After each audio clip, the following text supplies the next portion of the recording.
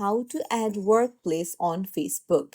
Hey everyone, welcome back to the channel. If you are new here, don't forget to hit the subscribe button and turn on the notification bell to not miss any updates.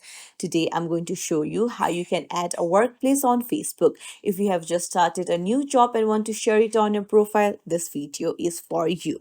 So let's dive right in. Open up your Facebook app and then tap on the menu on the bottom right and then tap on your profile.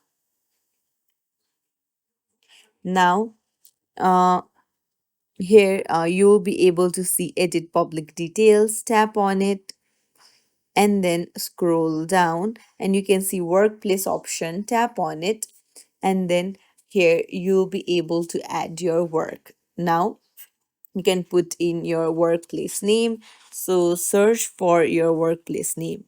So tap on it if you find it and you can put in your job title, the location. You can even describe your work and then you can even select if you currently work here or not. If you don't, then you can toggle it off and put it from and to, and you can put in the dates and you can just hit save and you can just add in another work that you have started as well. It's as simple as that. If you found this tutorial helpful, don't forget to like and subscribe to our channel for more tips and tricks. Thank you for watching.